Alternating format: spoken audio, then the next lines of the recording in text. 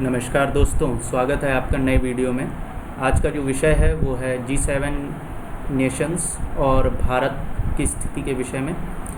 आज हम इस वीडियो में जानने का प्रयास करेंगे G7 कंट्रीज़, G7 जो ग्रुप ऑफ 7 हैं वो कौन कौन से कंट्रीज़ हैं, इसका इतिहास क्या रहा है। और अभी हालिया समय में जैसा कि US president mister Donald Trump ने घोषणा करी है 4 कंट्रीज़ को शामिल करने की इस समूह में, उस पर भी हम चर्चा करेंगे G7 के विषय में। और अगर वीडियो आपको पसंद आए तो इसे लाइक कीजिएगा, शेयर कीजिएगा, ज़्यादा से ज़्यादा शेयर कीजिएगा और चैनल को सब्सक्राइब करना मत भूलिएगा। नीचे लाल कलर का बटन सब्सक्राइब लिखा होगा, सब्सक्रिप्शन बिल्कुल फ्री है। आप और भी इसी प्रकार की वीडियोस पाने के लिए सब्सक्राइब कर सकते हैं। और चलिए वीडियो शुरू करते हैं। तो G7 कंट्रीज़ है क्या? G7 ग्रुप ऑफ 7 कंट्रीज़ का है, जो कि इंटर गवर्नमेंटल इकोनॉमिक ऑर्गेनाइजेशन है। इसमें जो 7 सदस्य देश हैं वो Canada, France, Germany, Italy, Japan, UK and US हैं, जैसा कि आप स्क्रीन पर लिखा देख सकते हैं। शुरुआत जब हुई थी G7 की तो ये 6 देशों का समूह था, जिसकी पहली जो बैठक थी वो 1975 में हुई थी। और इस बैठक में वैश्विक आर्थिक संकट के जो समाधान थे उस पर विचार किया गया था। फिर इसी के 1 साल बाद मतलब 1976 में कनाडा को भी इसकी सदस्यता दी गई, कनाडा को जोड़ा गया, तो ये G7 कहलाया। पहले G6 था, 6 देशों से इसकी स्थापना हुई थी। अगर हम 6 देशों की बात करें जो स्थापना के समय थे तो कनाडा को हम इसमें नहीं गिनेंगे। स्थापना के समय सिर्फ 6 देश थे, वो थे France, Germany, Italy, Japan, UK and US. फिर वो 1 साल के बाद कनाडा को जोड़ा गया, तब ये G7 ग्रुप बना। उसके बाद रशिया जुड़ा तो G8 बना। तो इस प्रकार से इस समूह का विस्तार हम लोग देखते हैं। इसमें जो समूह में शामिल देश होते हैं वो जो इकोनॉमिकली डेवलप्ड नेशन होते हैं उनको लिया जाता है इस समूह में। जैसे कि 62%, जैसा कि आप स्क्रीन में पढ़ सकते हैं, represents about 62% of the global net wealth G7। अगर हम यूरोपियन यूनियंस को, जो EU के कंट्रीज़ हैं, उनको एक्सक्लूड कर दें इस ग्रुप से, तो 62% तक जो वैश्विक अर्थव्यवस्था का 62% हिस्सा है, नेट वेल्थ है, वो इस समूह के कंट्रीज़ में पाई जाती है। और अगर हम EU कंट्रीज़ को, मतलब यूरोपियंस कंट्रीज़ को इंक्लूड कर लें, तब ये 70% तक पहुंच जाता है। तो इसमें ये वेल्दी नेशंस का समूह माना जाता है। और 2014 में रशिया को इससे बेदखल किया गया था। 2014 में पॉलिटिकल फोरम से बेदखल किया गया था। उसकी बेदखली का कारण यही था कि उसने क्रीमिया और यूक्रेन पर अपना प्रभुत्व स्थापित करने का प्रयास किया था रशिया ने, जिसको लेकर के सदस्य देशों ने इसका बहिष्कार किया था कि इन्हें ग्रुप से निकाला जाए, ये ग्रुप की गरिमा को क्षति पहुंचाने का कार्य कर रहा है। तब G8 कंट्री से फिर से ये G7 समूह में तब्दील हो गया। और अगर हम इसके मुख्य जो समिट हुए हैं उस पर चर्चा करें तो पहला जो समिट, जैसा कि मैंने बताया, इसकी स्थापना 1975 में हुई थी। तो पहला जो समिट था नवंबर 1975 में हुआ था, जिसकी मेज़बानी फ्रांस ने की थी। इसकी जो मेज़बानी के विषय में अगर मैं आपको बताऊं, मेज़बानी इसकी सारे सदस्य देश अलग अलग समय पे, अलग अलग साल, हर साल अलग अलग समय पे करते हैं, अलग अलग कंट्रीज़ करते हैं।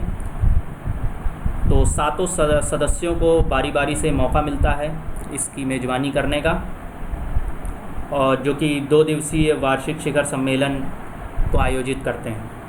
तो इसी क्रम में जो दूसरा समिट था वो 1976 में हुआ, जून 1976 में, जिसकी मेज़बानी USA ने करी थी।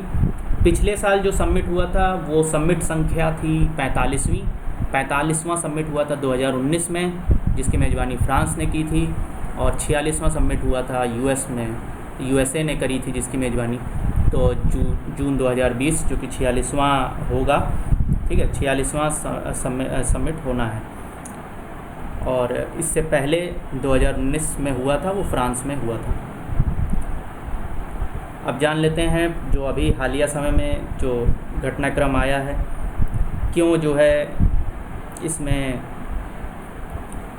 प्रेसिडेंट ट्रंप इसको एक्सपेंड करना चाहते हैं। तो प्रेसिडेंट ट्रंप ने जैसा कि अनाउंस किया है 4 कंट्रीज़ को जोड़ करके G7 को एक्सपेंड करके G11 बनाना, ग्रुप ऑफ 11 बनाना। उसमें रशिया, ऑस्ट्रेलिया, साउथ कोरिया और भारत को न्योता दिया गया है कि वो G7 समूह का हिस्सा बने। लेकिन यूके और कनाडा जो कि पहले से इस समूह के सदस्य हैं, उन्होंने रशिया की री एंट्री पर बहिष्कार किया है। री एंट्री इसलिए मैं कह रहा हूँ क्योंकि इससे पहले रशिया इसका सदस्य था और बाद में हटाया गया। तो री एंट्री पे इसको यूके कनाडा ने रोक लगा दी है, मना कर दिया है कि इसे फिर से इस समूह का हिस्सा नहीं बनाना है। और अगर हम जानें कि जैसे कि बहुत से लोगों के मन में प्रश्न होगा कि अगर ये वेल्दी नेशंस का समूह है तो चाइना को इसमें इंक्लूड क्यों नहीं किया गया है। तो बिकॉज़ चीन दुनिया की दूसरी बड़ी अर्थव्यवस्था ज़रूर मानी जाती है, लेकिन इस समूह का हिस्सा इसलिए भी नहीं है क्योंकि IMF और वर्ल्ड बैंक इसको एक प्रकार से चाइना को कंसिडर नहीं करते। कंसिडर इसलिए भी नहीं करते बिकॉज़ चाइना जैसा कि हम लोग जानते हैं कि दुनिया की सबसे बड़ी आबादी चाइना की है। तो इस आधार पे जो प्रति व्यक्ति आय संपत्ति है वो G7 जो कंट्रीज़ हैं उनके मुकाबले बहुत कम है। वेल्दी तो है चाइना, बट जो प्रति व्यक्ति आय है, बिकॉज पॉपुलेशन उसकी सबसे ज़्यादा है, इस आधार पे ये कहा जाता है कि उनकी प्रति व्यक्ति आय इस कंट्रीज़ के मुकाबले बहुत कम है, इसलिए हम इसको सदस्य नहीं बना सकते। और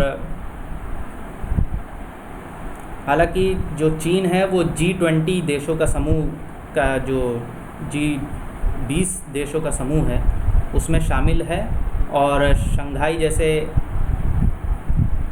आधुनिकतम जो शहर हैं उनको बनाने पर भी प्रयासरत है। और बात करें अगर इस समूह पे, तो इससे चाइना ने भी नाराज़गी जताई है इस समूह के लिए।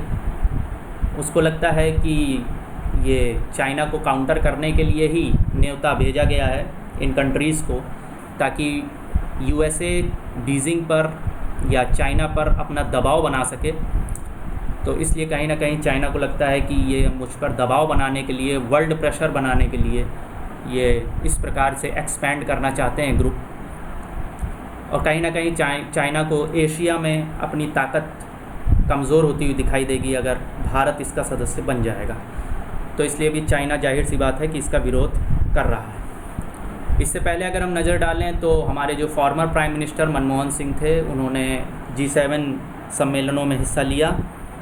2005 से 2009 तक के बीच जो भी G7 सम्मेलन हुए, चाहे वो 2005 का यूके का सम्मेलन हो, 2006 में रशिया में हुआ हो, पहले ये G8 था क्योंकि 2014 के बाद से ये बना G7, इसलिए हम लोग इसे G8 समूह भी कह सकते हैं।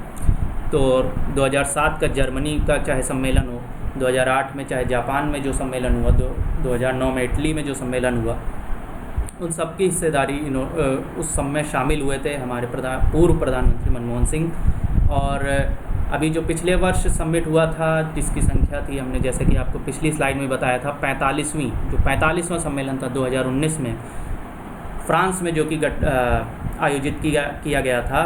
उसमें हमारे वर्तमान प्रधानमंत्री श्री नरेंद्र मोदी जी ने भी उसमें सहभागिता ली और वो उस समिट में शामिल हुए थे। तो यही था इस समूह के विषय में।